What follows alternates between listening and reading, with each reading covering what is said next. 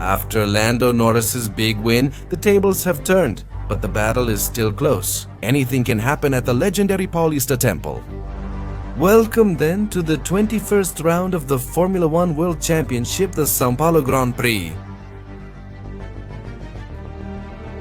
Ladies and gentlemen, it's time for one of the season's top events at one of the best racetracks and Grand Prix of the year. Brazil and its celebration are here to energize this crucial season finale. The McLaren men still lead, but Max Verstappen has cut the gap to 36 points and remains a serious threat. On a circuit famed for its epic battles and unpredictable weather, anything can happen in the land of Samba. That's why Brazil and its racetrack are getting ready for an open and all-out fight on every front that still remains.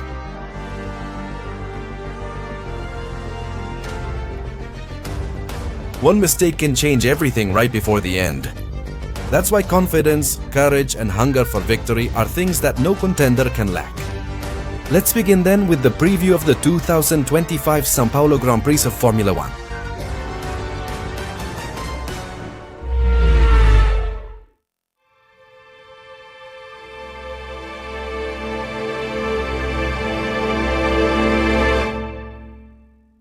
Four more rounds will decide the Formula One World Champion at a crucial point in the season, with Max Verstappen closing in. But since Mexico, we have a new leader in the World Championship, with a fierce battle separated by just 1 point. At this point, any mistake by the three will be almost a knockout as the 2025 season concludes. And it's time for the category to visit one of the best circuits and best Grand Prix on the calendar. Year after year, it knows how to give us a legendary race. Ladies and gentlemen, the São Paulo Grand Prix in Brazil is here, featuring both the title fight and the sprint format, and the always unpredictable weather, which can cause havoc. What can we expect? With all the battles on the Formula One grid, it could become a real lottery.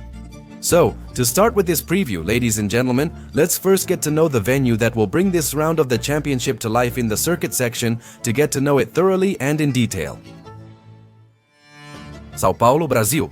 Its circuit is the Autódromo José Carlos Pazzi, permanent track which debuted in Formula One in 1973, better known as Interlagos. 4.3 kilometers of track, 71 laps, 15 turns, 2 drag reduction system zones, and 2 main overtaking areas. Characterized by being a circuit with many elevation changes, technical and extremely spectacular. The first sector is especially known for its speed. It only has 3 corners, but the main straight ends here and you cross at full speed down the opposite straight. Its 3 corners are spectacular and crucial, especially the S of Siena and Curva del Sol. Corners that require heavy braking on entry and an optimal line, looking for traction to exit at full speed into turn number 3 and then onto the opposite straight. How cars brake at the first corner and cross as diagonally as possible. The first 2 turns are crucial, especially for chasing lap times. And the better the exit at the Curva del Sol, the higher the speed the cars will reach on the straight, which has the particular feature of being the first drag reduction system activation zone on this track. It activates right after exiting the corner and stays on until braking for turn 4. It's quite long, and with skill, overtakes are possible here. It becomes a crucial part of the circuit during battles and is a uniquely challenging sector. The second sector is by far the most technical of the 3 on the track. It has 8 turns and various speed ranges, mostly medium speed corners. It begins with the climb towards the La Herradura and Laranjinha turns, particularly turn 4. It's a precision challenge requiring careful braking to avoid overshooting into the escape area on the turn. Turns 6 and 7 are high-speed corners that require excellent aerodynamic support from the car, and from turn 8 onward, the speed drops considerably, in a tight section where aspects like traction will be tested more than anywhere else on this track. And it ends at the downhill section of Margolo, the fast left-hand corner. It's a section that tests the car's capabilities, especially when it has to handle a wide range of corners at different speeds. And the third sector is very fast again. It has 4 corners with only one of them being slow, and the rest are taken almost flat out. Yunsao starts this sector and demands aggressive, precise braking for a good entry and strong exit traction. The key to it is the racing line. Open up as much as possible on entry, turn close to the curb and try to accelerate in a straight line to gain as much time as possible. It's a corner where a bad entry or exit can ruin your entire lap. From there, the cars accelerate at full throttle up the pit straight to the final drag reduction system activation point. Near the top of this section, this device activates, covering the area up to the turn 1 braking zone. Its distance is the longest of the two drag reduction system zones, and if executed well, it offers overtaking opportunities. But above all, it gives us the chance to see spectacular battles, closing out an extremely fast sector on a track that is truly one of a kind. Interlagos is an old-school track that challenges cars with its long straights and diverse corners. It's a roller coaster that doesn't need perfect conditions to be spectacular and to give us moments that go down in history. And in summary, in the first sector, the most important element is traction and acceleration. In the second, it's the car's stability through the corners. And in the third, it's pure, straightforward speed. Remember, this circuit's speed and specific points are important to keep in mind. The walls being so close means that the safety car has a high chance of appearing. Since its introduction, the safety car has appeared 30 times between 1993 and 2024. All this has occurred in many Grand Prix, including mechanical failures, tough weather, and accidents in tricky circuit areas. São Paulo and its Grand Prix have a 71% chance of a safety car appearing, and teams usually take that into account when setting up their different strategies. Brakes and traction are heavily stressed on this circuit, although not excessively since Interlagos is known for having a wide variety of corners and long straights. Cars typically use medium to high downforce setups to handle this circuit's challenges. And even though it's a short circuit in terms of distance, its two drag reduction system zones provide opportunities to overtake and gain positions. The main straight zone is the first one. Because of turn 1's size and the heavy braking needed, combining this with braking makes the first corner challenging. If drivers use the slipstream well, they can finish their moves here, either before the corner or by braking later to surprise their rival. It would easily be the best spot for overtaking, if it weren't for the small detail that right after turn 1 is the detection zone for the second drag reduction system zone. So overtaking at that point and not getting away from the rival you just passed can make it easy for them to counterattack you. In the next zone, the one located on the back straight, to do that you need better traction and to stay close to your rival coming out of turn 2. To take advantage, drag reduction system gives you plenty of opportunities to make overtakes. And here, to try to overtake, you have to do it before the braking zone or almost right at it. You have to take the inside line as the corner angle makes overtaking on the outside nearly impossible. Any driver overtaking here can pull ahead in the twisty sector and move rivals out of drag reduction system range. So this likely becomes the best overtaking zone on this track. Therefore, the difficulty of overtaking drivers at Interlagos is 3 out of 5. Difficult but not impossible, with the guarantee that the battles here are absolutely spectacular. Interlagos pit lane allows 80 km/h, making it a quick transit area. The entrance is beside the main straight, with small chicanes at both entry and exit. Although it runs alongside the circuit, a series of turns from turn 1 to the pit lane exit on the opposite straight causes some time loss. And a pit stop with a tire change can be completed in about 23 seconds. Tire degradation on this circuit is high, but not excessive. The asphalt isn't very abrasive, but tire lateral loads and stress are somewhat higher than at other circuits. Previously, this required 2 pit stops to finish the race. Although with how things are this year, don't be surprised if teams can do the race with just 1 pit stop. And for this edition, Pirelli will bring the C2, C3 and C4 compounds, which represent the intermediate range from the Italian manufacturer. Interlagos is an exceptional track where anything can happen. Whether the weather goes crazy, the race turns chaotic, or the battles are spectacular. In short, we all know what Interlagos can offer Formula 1.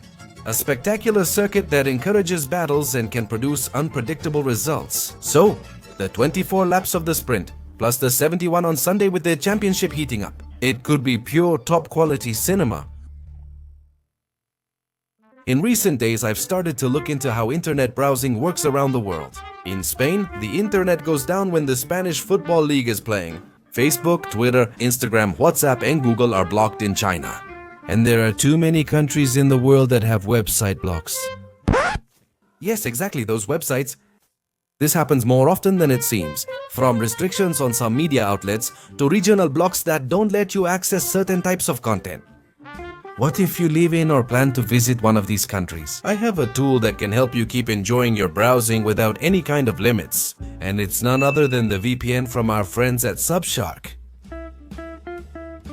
A VPN is a virtual private network that, among many of its benefits, offers data encryption so no one can access your information and hides your IP address. It also allows you to access content that is normally blocked in a certain region. For example, if you have a game like No Simona China and its download is blocked in your country, especially with Subshark VPN, with a few clicks you can change your IP location to a country without that block. And with these simple and easy steps, you'll be able to download the game and overcome any kind of block that prevents your free browsing. It works with apps blocked in some countries and with streaming platforms offering content unavailable in your country but accessible elsewhere, and a huge variety of other options available at the click of a button. If you want to unlock your online potential, access content, or protect your data while browsing, I have something for you. Go to surfshark.com/skyline and use code SKYLINE to get 4 extra months when you sign up. You can use it on unlimited devices and see its full potential. If you don't like it, it doesn't work, or you're not convinced, you get a full money-back guarantee.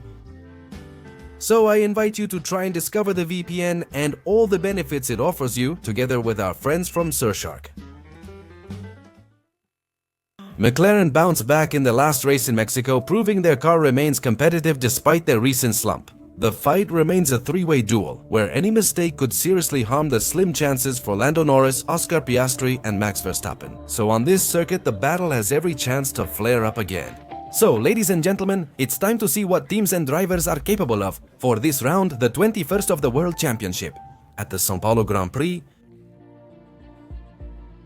the World Constructors' Champions received a major boost from Lando Norris's dominant victory. McLaren believes that, despite Max closing in on their drivers, they still have what it takes to win the Drivers' Championship this season, and that they can handle the challenge that the Dutch driver represents. Mexico seemed like Verstappen's race on paper, but it turned out completely differently. Thanks to Max's result, Piastri's quiet performance, and Lando Norris's win, the Brit now leads the drivers' standings by just 1 point. At this point in the season, Norris feels more comfortable with the car. Compared to Piastri, things are still completely open heading into the end of the season. On the other hand, for Piastri, speculation about his performance drop has persisted since his Dutch Grand Prix victory. It's striking how he lost more than 30 points of advantage over Norris and the more than 100 he had over Verstappen in so few races. Following the Mexico incident and ongoing conspiracy theories, there was also speculation about chassis damage from the Azerbaijan and United States accidents. But McLaren ruled out any anomaly and doesn't think changing the chassis would serve as a psychological boost to help him regain competitiveness. They believe that what happened in Mexico, with that low-grip asphalt that affected Piastri's driving style, will serve as a lesson for the Australian driver. These 4 races. Meanwhile, he and his team are still looking for ways to return to their explosive competitiveness. The entire McLaren leadership arrives at Interlagos optimistic, as this date is marked on Andres Tell's calendar, as one of those tracks at the end would be beneficial to the characteristics of their car. McLaren races optimistically, aiming to repeat their Mexican Grand Prix performance. But with how tight the fight is and the threat of Max Verstappen, anything can happen. And they know perfectly well that they shouldn't get complacent. The Rampante Knight has rebounded after several setbacks that hindered his competitiveness. And although the fight for victory still looks very difficult, podiums are something completely attainable at this point in the season. On regular asphalt, which lets the SF25 operate at a better height, they'll have improved tools to compete. In addition, the setup changes they've made, which they've experimented with in recent races, have given them the possibility to at least be competitive again. Also, remember the battle for the constructors' runner-up spot is still on and very close. But Ferrari hopes to use Interlagos' features to earn another podium and secure their position. Although for that, it's still necessary to have a positive weekend and know how to get the full potential out of the SF25. Which can be difficult considering the sprint format and the weather threats. But at least, Ferrari can provide better guarantees than what we had seen up until the Singapore Grand Prix. Mercedes still lacks consistent pace. And despite the optimism they had after the results in Baku and Singapore, they've gone back to their spiral of low competitiveness on circuits that haven't been beneficial to them at all, even though Mercedes thought they had found solutions to become competitive again. Mercedes hopes to arrive in Brazil with a strong setup from the beginning, which would simplify the weekend's work, and along with the low temperatures, which always tend to be more beneficial for their car. They're seeking the result they've chased since winning in Singapore, hoping to regain second place in the standings. We'll see if Mercedes finally gets it right, since the last few races have been very disappointing for them. That's why they lost second place in the constructors' standings. Max cut their lead by 4 points, but Mexico still feels like a major setback. On a track where Red Bull was expected to excel, they instead struggled with very little grip. Along with setup errors, this caused Max Verstappen's disastrous qualifying session, impacting much of the race. But Max, despite this, is still in the fight, although obviously once again after the result in Mexico. Even if he wins every remaining game, winning the title isn't entirely up to him. And besides this moment, they're facing circuits where McLaren is optimistic about being able to take the victory.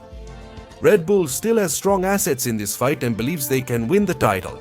Brazil is another track where Max has a special connection, especially if paired with Red Bull. With a good initial setup and maybe some weather surprises, they'll surely leave Brazil with an even smaller points difference. Max needs his two rivals to have at least one more disastrous weekend for the World Championship to depend on him. But this circuit has always been known for surprises, and seeing how much Red Bull has progressed, you can't rule them out under any circumstances. Williams is already 60% towards securing 5th in the Constructors' Championship despite their tough weekend in Mexico. Racing Bulls and Aston Martin haven't narrowed the gap, which remains 39 points with 4 races left. Now we see Alex Albon struggling for results, a stark contrast to his dominant season start. And supposedly, this is because he's having a hard time handling the car. Sainz has recently felt especially comfortable with radical setups. So Williams will try to work to give him back some of the positive feelings he had and thus maximize their chances of scoring points again. Trying with this to finally settle this fight, secure 5th place in the Constructors' Championship and with it the millions that come as a prize at the end of the season. The Racing Bulls must regain their previous strength to score points as they've gone 3 races without earning any. And with how tight the fight for 6th place in the Constructors' Championship is, what if they don't get back in shape quickly? They could lose 6th place and fall sharply in the standings if their rivals score points. In Mexico, poor competitiveness led to slower speeds and suboptimal strategies. So for Brazil, they'll have to look for balance again on a circuit that could suit them well if the work is done properly over the weekend. But seeing the differences that exist in the midfield, the fight for points looks like it's going to be extremely difficult. We noted weeks ago that Mexico would be tough for Aston Martin, and it was, but now conditions are changing. And Brazil is a track where Aston Martin expects to be more competitive and for points to be within reach for its drivers. However, despite this, things won't be easy since, as we mentioned in the Racing Bulls section, the midfield is so tight that it's hard to predict the positions in which this group might finish. Aston Martin needs better tools to compete before facing another tough track like Las Vegas. In a few weeks, we'll see if they leave with more points. If Aston Martin regains competitiveness, this track, which suits Fernando Alonso, could be great for them. Thanks to the double haul at the Mexican Grand Prix and Oliver Bergman's 4th place finish, Haas has overtaken Sauber for 8th in the Constructors' standings and is back in the race for 6th. With the upgrade package in the United States, they've turned a complex car into one that can compete at the front. And with the boost in morale, they face the Interlagos circuit in search of another great result. Trying to follow a philosophy of not forcing results and not pushing the car to the limit, but rather being precise when it comes to finding the right setup. After seeing Haas's performance and already adapting to the car's updates, few things suggest they're not among the strongest midfield teams when fighting for points this weekend. Sauber lost 8th in the Constructors' standings, but remain determined to improve their midfield finish this season. It's perhaps the least competitive car overall, but it comes to this circuit confident in the car's speed. And the focus for this weekend will be once again to improve qualifying performance to have better opportunities in the race. And Bortoleto will have his first Grand Prix in front of his home crowd, which should serve as motivation to try to get another great result at his hunting ground. So the options for Sauber are open even though the fight looks very tough. Here, small differences will determine who scores points and who finishes better in this Grand Prix. Things with Alpine won't change overnight, and even though on paper Interlagos is a more favorable track for them, scoring points will still seem like something extremely difficult to achieve. If the race is chaotic and rain causes trouble, it could create an opportunity for them. But if nothing unusual happens, things should be exactly the same as what we've seen in recent months, with the French team, which will soon cease to be a Formula 1 constructor.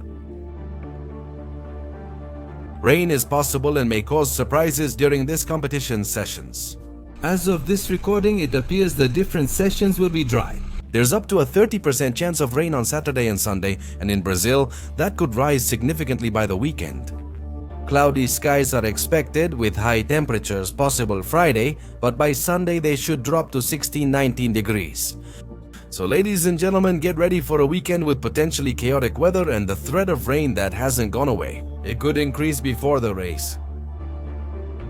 And finally, to wrap up this preview, it's time for the historical facts section about this Grand Prix and this particular circuit. Brazil has been a historic Formula 1 Grand Prix venue since 1973. Its appearance was only interrupted in 2020 due to the pandemic, but since 2021 because of a political dispute. It has been renamed the São Paulo Grand Prix because of the state where the race takes place. Despite many years in Formula 1, this country has only ever had 2 Grand Prix venues. The Jacarepaguá circuit in Rio de Janeiro hosted the race in 1978 and from 1981 to 1989.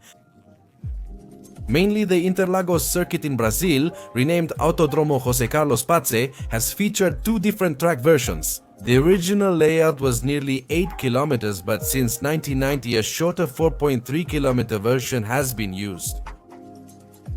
Brazil has had many Formula 1 representatives and many have experienced what it feels like to win in front of their people at their home Grand Prix.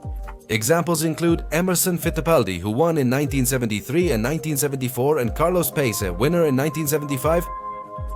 Nelson Piquet, the winner in 1983 and 1986 at the Jacarepaguá circuit. Ayrton Senna, winner in 1991 and 1993 at the shortened Interlagos circuit. The most recent was Felipe Massa, who won the 2006 and 2008 editions of this competition at Interlagos. And not only that, but they can also boast having 3 world champions, such as Emerson Fittipaldi, a 2-time champion who claimed the crown in 1972 and 1974. Nelson Piquet, 3-time champion in 1981, 1983 and 1987. And the last of them is Ayrton Senna, with championships won in 1988, 1990 and 1991.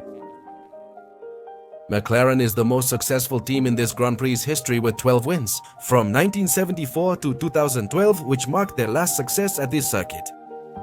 The fastest lap recorded in a race is held by the Finnish driver Valtteri Bottas, who in 2018, driving the W09, set the race record with a time of 1:10.540. And the greatest historical winner of this Grand Prix, in a tremendous irony of fate, is named Alain Prost, winner on 6 occasions from 1982 to 1990 and alone at the top. It's unlikely anyone will surpass him soon. He's the monarch of this Grand Prix and Brazil's greatest historical winner. With this, we close the last fact about this Grand Prix and today's preview. Ladies and gentlemen, this concludes the 2025 São Paulo Grand Prix of Formula 1 preview. But this is where I ask you, do you think McLaren will win again at this Grand Prix? Will Max Verstappen be able to snatch the victory and keep closing the points gap? Let me know who you think will be the top 3 drivers on the podium after this Sunday's São Paulo Grand Prix. Let me know all your opinions in the comments section. That's all, goodbye. If you like this video, give us a thumbs up. Subscribe to this channel, turn on notifications so you know when I'm uploading new videos, and share this with your friends. Also, I invite you to follow us on our Instagram and Twitter accounts. The links will be in the description of this video. And I'll see you this Sunday, you know? For the recap at the end of the São Paulo Grand Prix. Thank you for tuning in. And see you later.